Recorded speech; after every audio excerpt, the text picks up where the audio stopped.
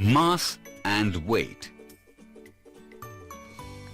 विद्यार्थी मित्रांनो, mass and weight या दोन गोष्टी आपण आज समजावून घेणार आहोत.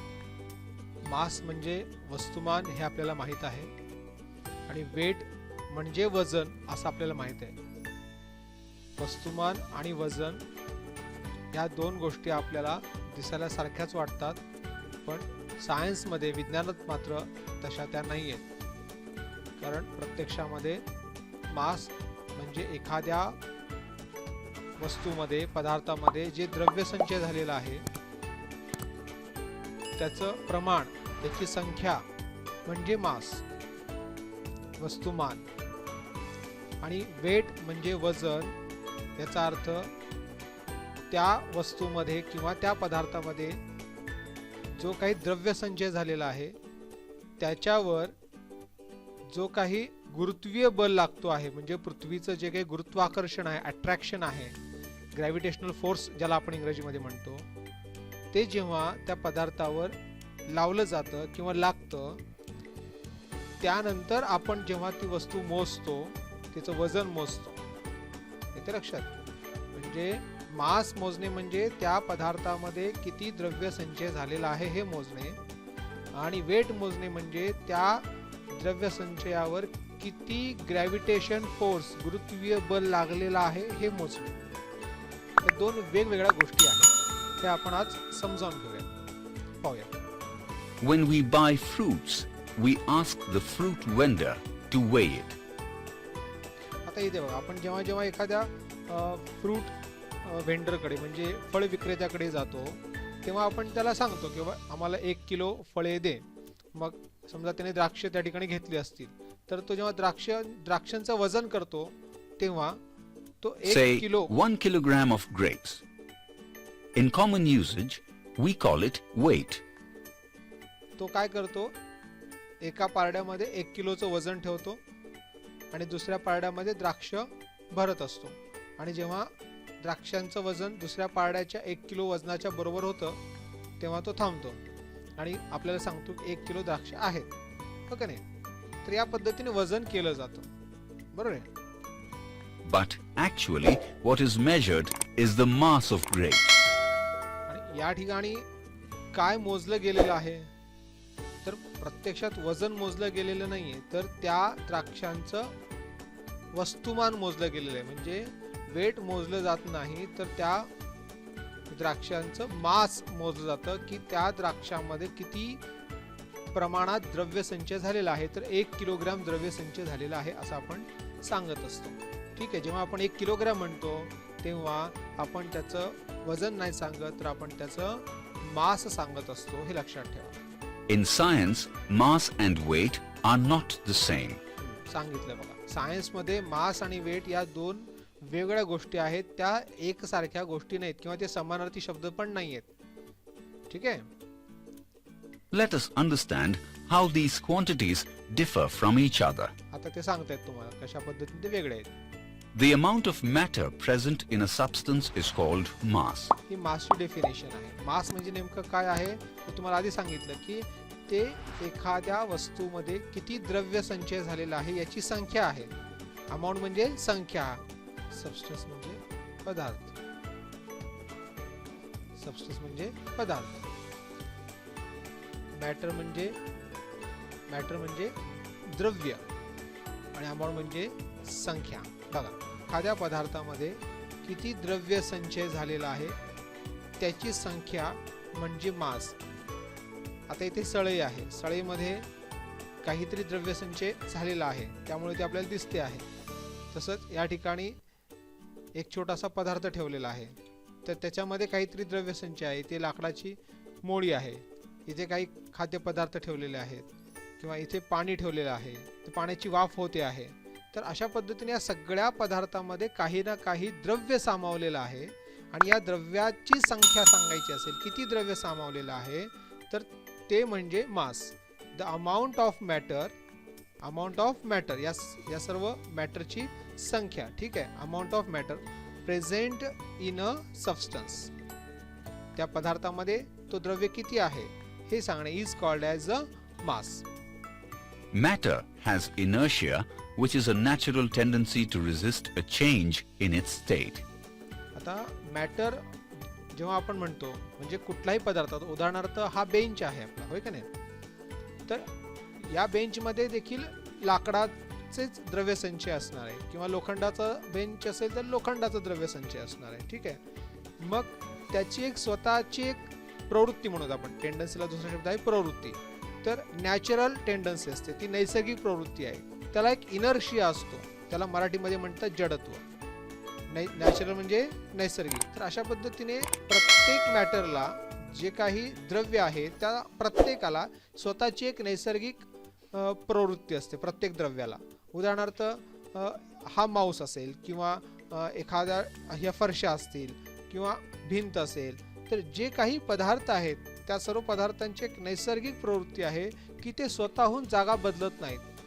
Resist to change in its state. State म्हणजे स्थान, त्यांचे जे काही स्थान आहे ते स्वतःहून बदलत नाहीत. आता उदाहरणार्थ या ठिकाणी ही व्यक्ती काय करते आहे, तर या बेंचला ढकलत आहे. ढकलत आहे म्हणजे मुद्दामून त्या वस्तूवर आपल्याला बल लावावं लागते, फोर्स अप्लाय करावं लागते, तेव्हा ती वस्तू आपली जागा बदलते आहे. म्हणजे प्रत्येक वस्तूमध्ये हा एक नैसर्गिक गुणधर्म आहे की कोणतीही वस्तू स्वतःहून तिची जागा बदलत नाही, यालाच म्हणतात इनर्शिया. मग हा गुणधर्म प्रत्येक द्रव्य संचय असलेल्या पदार्थामध्ये असतो. It is a natural tendency of matter. Matter म्हणजे द्रव्यसंचय. द्रव्यसंचयाची नैसर्गिक प्रवृत्ती आहे, नॅचरल टेंडन्सी आहे to resist a change in it state. स्वतःची जागा स्वतःहून बदलत नाहीत, त्याला काय म्हणायचं, इनर्शिया, जडत्व. Mass is the qualitative measure of the inertia of an object. हा, एखाद्या पदार्थामध्ये इनर्शिया किती आहे, जडत्व किती आहे हे सांगायचं म्हणजे काय सांगायचं, त्याचं मास सांगायचं, त्याचं वस्तुमान सांगायचं. ठीक आहे. This means that if the mass is larger, then the inertia is greater. आता या ठिकाणी एक छोटासा वजन काटा त्यांनी केलेला आहे. ठीक आहे. तर याच्यामध्ये त्यांनी सांगितले की या बाजूला एक छोटासा गोळा ठेवलेला आहे, दुसऱ्या बाजूला मोठा गोळा ठेवलेला आहे. म्हणजे मोठ्या गोळ्याचं काय असणार आहे, मास हे जास्त आहे आणि छोट्या गोळ्याचं मास हे कमी आहे. ठीक आहे. तर ज्या गोळ्याचं मास कमी त्याचा इनर्शिया कमी आणि ज्या गोळ्याचा मास जास्त त्याचा इनर्शिया जास्त. त्या सबस्टन्समध्ये जो काही द्रव्यसंचय आहे, मॅटर आहे, ते सांगायचं असेल तर तुम्ही काय सांगता, त्याचं मास सांगता. ठीक आहे. आणि जेवढा मास जास्त असेल तेवढा इनर्शिया हा जास्त होणार, जेवढा मास कमी असेल तेवढा इनर्शिया कमी होणार. Mass of an object is completely described by its magnitude alone.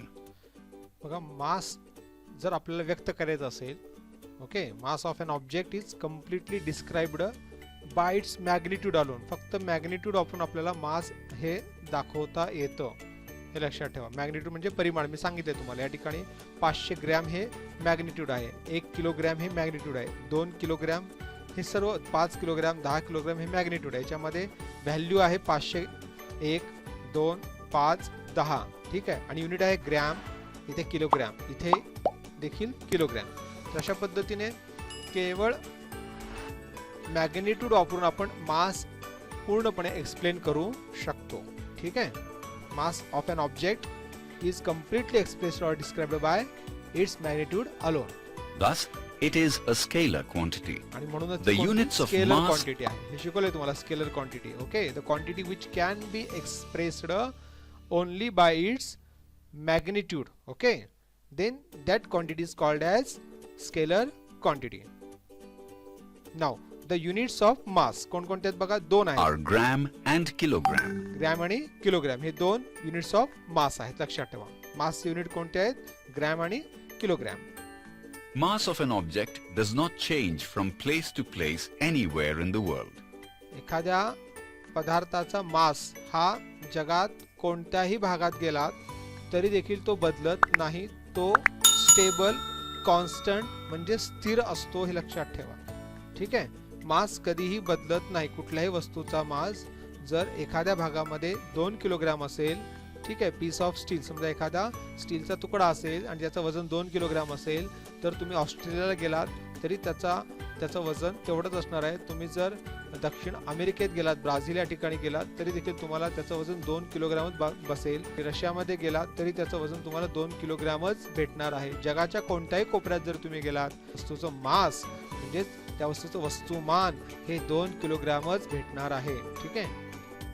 When we use the two-pan common balance in a shop, we compare two masses. जेव्हा आपण एखाद्या वजन काट्यावर किंवा बॅलन्सवर जेव्हा एखाद्या वस्तूचं वजन करतो, आता या ठिकाणी सफरचंदांचं वजन केलेलं आहे. ठीक आहे. आणि किती वजन आहे त्याचं, असं आपण म्हणतो की 2 किलोग्रॅम वजन आहे. पण ॲक्च्युली आपण त्या ठिकाणी वजन करतो का, तर नाही. तर त्या ठिकाणी आपण एका प्रकारच्या विशिष्ट प्रकारच्या मासचे दुसऱ्या प्रकारच्या वस्तूच्या मासशी कंपॅरिझन करत असतो, तुलना करत असतो. लक्षात ठेवा. कसं काय बरं आपण इथे मास वापरतो, कसं काय आपण वेट नाही म्हणत त्याला. पहा, या ठिकाणी तुम्हाला 2 या ठिकाणी दगड दिसतात. 1 किलोग्रॅम 1 किलोग्रॅम असे लिहिलेले, होय का नाही. हे जे दगड आहेत या दगडाचं मास हे निश्चित करण्यात आलेलं आहे की ते 1 किलोग्रॅम आहे. असे 2 दगड ठेवल्यामुळे काय झालं, इथे त्या 2 दगडाचं एकूण मास किती झालं, 2 किलोग्रॅम. तर या 2 किलोग्रॅम मास इतकं दुसऱ्याच बाजूला आपण काय करतो, तेवढ्याच मासचं आपण दुसरे पदार्थ हे भरत असतो.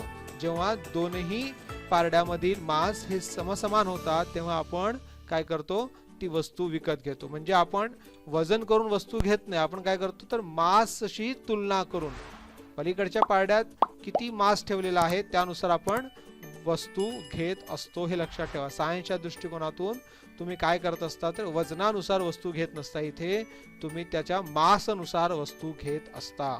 ठीक आहे. मग हे मास ठरवलं कोणी की याच्यामध्ये 1 किलोग्रॅम आहे ते देखील तुम्हाला लवकरच समजेल. After understanding about mass, let us now proceed to know about weight. Weight of the object is defined as the gravitational force that acts on its mass. इथे बघा, वेट ही संकल्पना जी आहे त्याच्यामध्ये ग्रॅव्हिटेशनल फोर्स ही एक गोष्ट जास्तीची आहे आणि ती कशावर ऍक्ट होते आहे म्हणजे कशावर लागू होते तर ऑन इट्स मास. आता 1 किलोग्रॅम हा मास आहे आपल्याला माहिती आहे की इथं मॅग्निट्यूड दिलेलं आहे, हो का नाही. 1 kg is a magnitude, 1 is value, kg is unit. आणि अशा पद्धतीने या मासचं जे काही मॅग्निट्यूड आहे ते 1 kg असं निश्चित झालं. पण या मासवर जेव्हा ग्रॅव्हिटेशनल फोर्स ऍक्ट होतो, ग्रॅव्हिटेशनल फोर्स इथे खाली दाखवले बघा तुम्हाला, ग्रॅव्हिटेशनल फोर्स डाऊन एरोन दाखवले. म्हणजे काय होते, ही वस्तू पृथ्वीकडे खेचली जात आहे. 1 किलोग्रॅम एवढी वस्तू पृथ्वीकडे खेचली जात आहे आणि जेव्हा ती अशा पद्धतीने पृथ्वीकडे खेचली जाते तेव्हा तेवढ्या मासवर जे काही ग्रॅव्हिटेशनल फोर्स ऍक्ट होतो आहे तो सर्वच्या सर्व मिळून काय होत असतो, वेट होत असतो. आणि हे वेट किती आहे तर 1 किलोग्रॅमवर 9.8 न्यूटन इतकं वेट आहे. बघा आता हे 9.8 न्यूटन जे आहे ते वेट मोजण्यासाठी वापरलेलं काय आहे तर मॅग्निट्यूड आहे. लक्षात ठेवा. पण नुसतं मॅग्निट्यूड वापरून चालतं काय ते तर नाही, तर ग्रॅव्हिटेशनल फोर्स पण हा महत्वाचा आहे. In other words, the gravitational force by which the earth attracts an object towards its center is called the weight of the object. आता ऍक्च्युअली वेट ऑफ द ऑब्जेक्टचं डेफिनेशन त्यांनी काय सांगितली बघा, तर ग्रॅव्हिटेशनल फोर्स हा महत्वाचा आहे. ठीक आहे. तो ऍक्ट होतो प्रत्येक ऑब्जेक्टवर. ठीक आहे. आणि ती कसा ऍक्ट होतो तो तर at the centre of the अर्थ, पृथ्वीच्या मध्यभागात मध्ये त्याचा परिणाम जास्त आहे. लक्षात ठेवा. त्याचं जे काय ऍक्शन आहे ते सर्वात जास्त कुठे आहे at the centre of the अर्थ. ठीक आहे. ग्रॅव्हिटेशनल फोर्स प्रत्येक वस्तूला पृथ्वीच्या मध्यभागी खेचत आहे. ठीक आहे. The gravitation force by which the earth attracts an object towards its centre and is called the weight of the object. आणि तिच्या या अट्रॅक्शनमुळं, पृथ्वीच्या त्या वस्तूवरील अट्रॅक्शनमुळं काय होतं, त्या वस्तूवर वेट लावलं जातं, वजन निर्माण होतं. लक्षात ठेवा. वजन कशामुळे निर्माण होतं तर पृथ्वीच्या ग्रॅव्हिटेशनल फोर्समुळे. ती ऍक्ट होते त्या ऑब्जेक्टवर. ठीक आहे. आणि कुठून ऍक्ट होते from the centre of the अर्थ. ठीक आहे. अर्थ attracts all the objects towards its centre by the gravitational force, so that is called as weight of the object. वजन म्हणजे नेमकं काय आहे तर पृथ्वी काय करते आहे तर सर्व वस्तूंना आपल्या केंद्र भागामध्ये सेंटर ऑफ द अर्थ ती खेचत आहे. कशाच्या आधारे खेचत आहे तर ग्रॅव्हिटेशनल फोर्स. गुरुत्वीय बलाच्या आधारे खेचत, आणि जेव्हा वस्तूवर गुरुत्वीय बल लावला जातो तेव्हा त्या वस्तूचं वजन निर्माण होत असतं. पहा, The quantity weight is expressed completely with both magnitude and direction. आणि जेव्हा आपण वेट ही एक क्वांटिटी म्हणून एक्सप्रेस करतो तेव्हा दोन गोष्टींची आपल्याला गरज भासते. एक म्हणजे मॅग्निट्यूड, म्हणजे 1 किलोग्रॅम हे मॅग्निट्यूड आहे, ठीक आहे, आणि डायरेक्शन, ती कोणत्या दिशेला, तर डाऊनवर्ड्सला ती खेचत आहे. तर अशा पद्धतीने या दोनही गोष्टीच्या आधारे ही क्वांटिटी व्यक्त केली जाते, एक्सप्रेस केली जाते, ठीक आहे. वेट ही क्वांटिटी एक्सप्रेस करण्यासाठी आपल्याला कोणकोणत्या गोष्टींची गरज आहे? Which parts are necessary to express the quantity weight, okay, and we need both, that is first is magnitude and second is direction. Therefore, it is a vector quantity. आणि म्हणूनच वेटला काय म्हणतात? वेक्टर क्वांटिटी म्हणतात, कारण आपल्याला दोन्हीची गरज भासते. जेव्हा ही क्वांटिटी एक्सप्रेस करायची असते तेव्हा आपल्याला दोन्ही गोष्टींची गरज भासते. पहिलं म्हणजे मॅग्निट्यूड आणि दुसरं म्हणजे डायरेक्शन. म्हणून ती कोणती आहे क्वांटिटी? ती कोणत्या प्रकारची क्वांटिटी आहे? Vector quantity. Weight is different at different places on the earth. हा मुद्दा महत्वाचा आहे की आपल्या पृथ्वीवर वेगवेगळ्या ठिकाणी वेट हे तुम्हाला वेगवेगळं सापडेल. म्हणजे काय, मासचा अभ्यास करताना बघितलं होतं की जगाच्या कोणत्याही कोपऱ्यात गेल्यानंतर आपल्याला त्या स्टीलच्या तुकड्याचं 2 किलोग्रॅम वजनाचा जो काही तुकडा होता त्याचं वजन, 2 किलोग्रॅमचा मास जो होता, त्याचा वस्तुमानाचा जो तुकडा होता तो जगाच्या कुठल्याही कोपऱ्यात गेल्यानंतर 2 किलोग्रॅमच त्याचं वस्तुमान भरणार आहे. पण जर आपण तो स्टीलचा तुकडा 2 किलोग्रॅम वजनाचा म्हणून जर घेतला तर त्याचं वजन जर आपण वेगळ्या भागात केलं, पृथ्वीच्या वेगळ्या देशामध्ये भागामध्ये जर केलं तर आपल्याला ते वेगवेगळं मिळू शकतं. कसं काय बघा.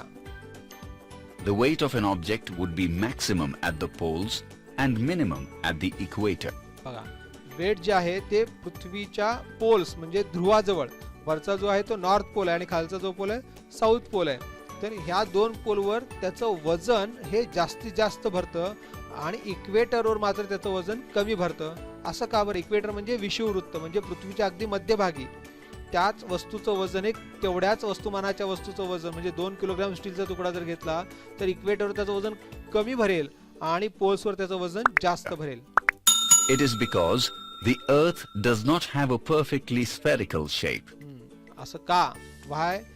North pole has a maximum weight for the substance and equator has a minimum weight of the substance. Okay? Because of earth does not have a perfect spherical shape.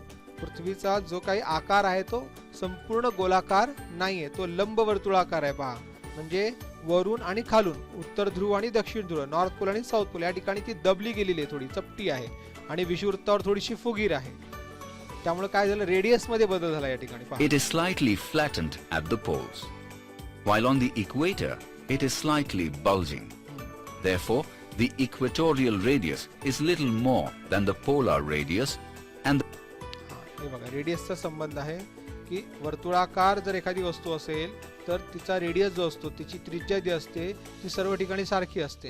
पण जर अशा पद्धतीने पृथ्वीच्या आकाराची जर एखादी वस्तू असेल किंवा पृथ्वीलाच या ठिकाणी जर तुम्ही पाहिलं तर मध्यभागातून, सेंटर ऑफ द अर्थ पासून जर आपण पाहिलं तर तिचं रेडियस हे विषुववृत्तावर हे जास्त आहे, म्हणजे इक्वेटरवर हे जास्त आहे, आणि पोलार रिजन पासून सेंटर ऑफ द अर्थ जर बघितलं तर त्याचं रेडियस कमी असतं. ठीक आहे.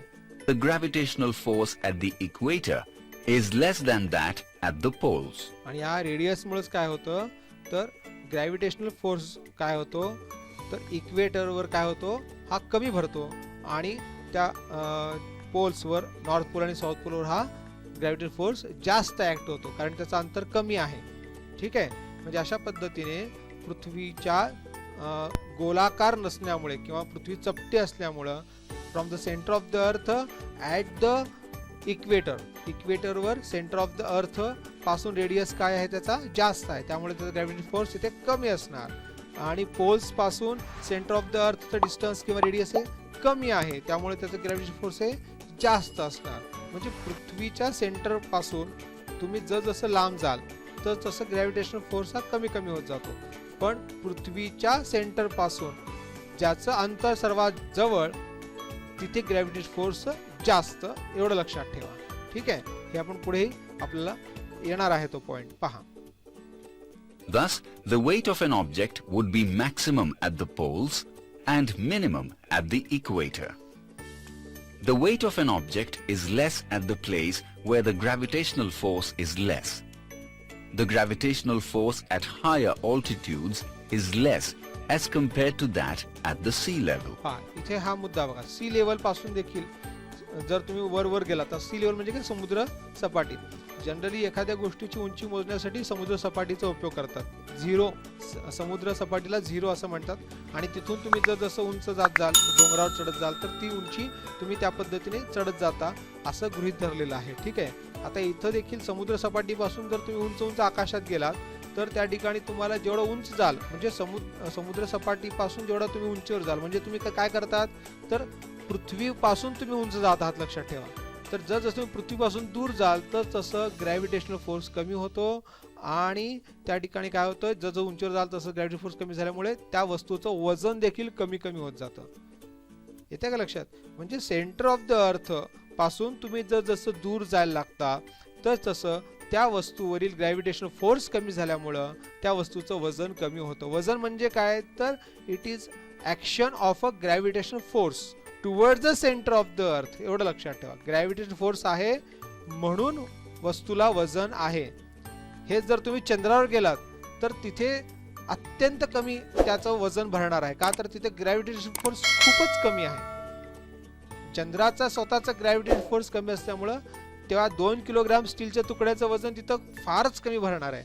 किती कमी त्यानंतर बघूयात. पण हे लक्षात ठेवा की पृथ्वीच्या मध्यभागातून from the centre of the earth, as we go away from the centre of the earth, जसं आपण सेंटर ऑफ द अर्थ पासून लांब लांब जाऊ, द ग्रॅव्हिटेशनल फोर्स डिक्रीजेस. लक्षात ठेवा.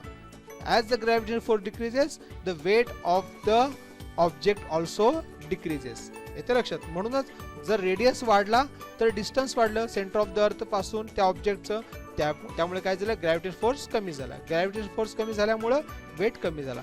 पोलवर तुम्ही गेलात तर पोलचा आणि सेंटर ऑफ द अर्थ डिस्टन्स कमी आहे, त्यामुळे ग्रॅव्हिटेशनल फोर्स जास्त असणार, त्यामुळे त्याचं वेट जास्त असणार. आता या उदाहरणात सी लेवलवर त्या वस्तूचं वजन जे काही भरणार आहे त्याच्यापेक्षा ते कमी भरेल जसं ती वस्तू वर जाईल. हायर अल्टिट्यूडला गेल्यानंतर म्हणजे उंच ठिकाणी गेल्यानंतर ग्रॅव्हिटेशनल फोर्स कमी कमी होणार आहे आणि कमी कमी झाल्यामुळे त्या वस्तूचं वजन पण कमी कमी होणार आहे. येते लक्षात. पुढे जाऊया. Thus, the weight of an object at high altitude is less than its weight at the sea level. Do you know? Our body has weight because of the gravitational force of the earth. The gravitational force of the moon being less, our weight will turn out to be less there. Our mass, however, will remain same at both the places. हे पहा, पृथ्वीवर आपलं वजन weight हे जर 294 Newton असेल तर आपलंच वजन जर आपण चंद्रावर गेलो तर ते किती होईल तर 49 न्यूटन. बघा, आपलंच वजन तिथे कमी भरतं. असं का होतं तर ग्रॅव्हिटेशन फोर्स मध्ये डिफरन्स आहे म्हणून वेट हे चंद्रावरचं कमी झालं. चंद्राचं ग्रॅव्हिटेशन फोर्स हे 6 पटीनं कमी आहे. पृथ्वीवर जर 294 असेल आपलं जर न्यूटन मध्ये वेट, तर चंद्रावर गेल्यानंतर ते 49 न्यूटन होते. ह्याला 6 ने भागायचं 294 ला. ओके, करून बघूयात आपण. कलर चेंज करूयात आपण याचा. 294 अपॉन 6 साइन चौक 24. ओके, मायनस करूयात. उत्तर येतं आपल्याला इथे 9 minus 4 is equal to 5 2 minus 2 0. 4चा भाग 4ला भागवल्यात आपण 54 होईल. साइन 9 54. म्हणजे अशा पद्धतीने काय झालेलं आहे, पूर्ण भाग गेला आणि उत्तर आलं 49. म्हणजे 49 न्यूटन हे काय असणार आहे, त्याचं त्या ठिकाणी वजन असणार आहे. येते लक्षात. आणि मास मात्र आपलं पृथ्वीवरचं मास हे 30 kg असेल तर चंद्रावर पण ते 30 kg मास असणार आहे. कारण मास म्हणजे काय, amount of the matter in a substance. हे लक्षात ठेवा. त्या आपल्या शरीरातील जो काही द्रव्य संचय आहे तो म्हणजे मास आहे, पण वेट मात्र बदलतं, कारण पृथ्वीवर ग्रॅव्हिटेशनल फोर्स जेवढा आहे त्यानुसार तो आपला 294 न्यूटन भरेल, तर चंद्रावरचा ग्रॅव्हिटेशनल फोर्स कमी असल्यामुळं तो 49 न्यूटन भरेल. किती कमी, तर 6 पटीने कमी आहे, त्यामुळे तेवढं त्याचं वजन कमी भरेल. म्हणजे वेट जसं तुम्ही स्टेट त्याची बदलाल, त्याचं स्थान बदलाल, ठीक आहे, प्लेस बदलाल, तसं काय होत जातं, त्याचं वजन कमी किंवा जास्त होऊ शकतं. मास मात्र तुम्ही कुठेही गेला तरी ते तेवढंच राहणार आहे. After understanding the terms mass and weight, let us now know about standardized measurement.